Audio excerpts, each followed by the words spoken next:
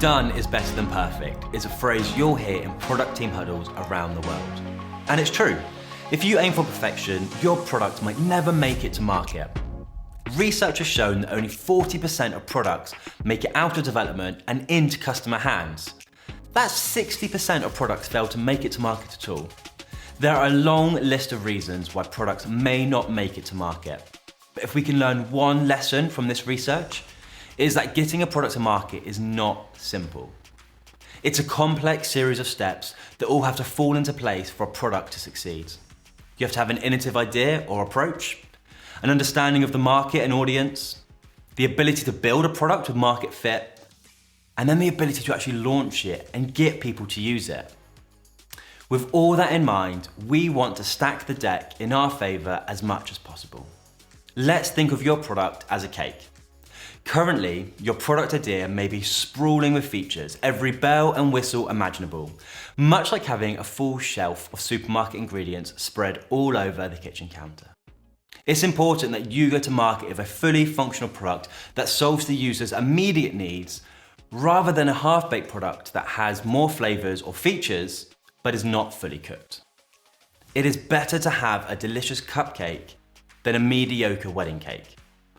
The same logic applies for your product.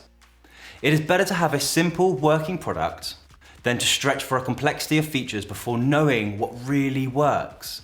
See, in my 10 years of experience in launching digital products, I have found that you should go to market with 80% of the features you think you need and explore the remaining 20 following the weeks and months after you launch.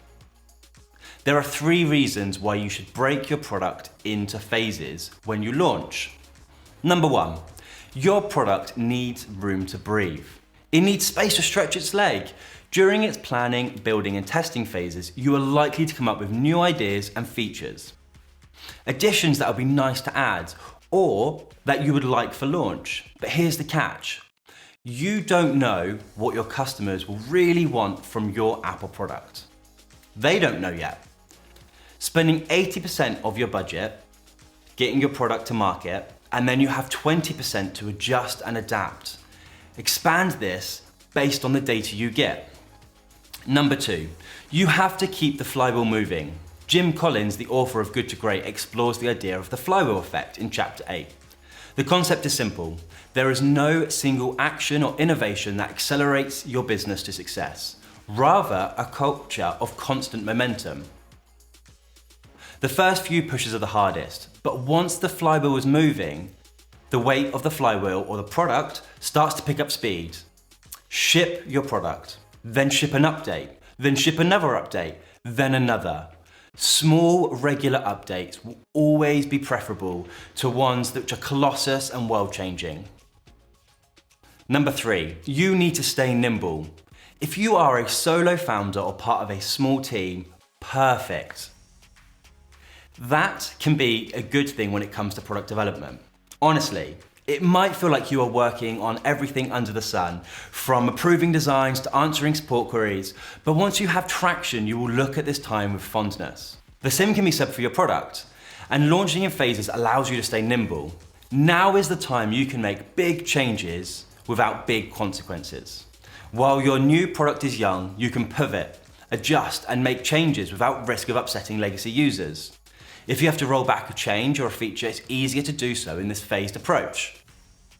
The ability to stay nimble is not always a luxury your product will always have. Make the most of it. Building a product is a challenge. Break it down into manageable phases will not only improve your product, but will protect the resources while you lay the foundations for success.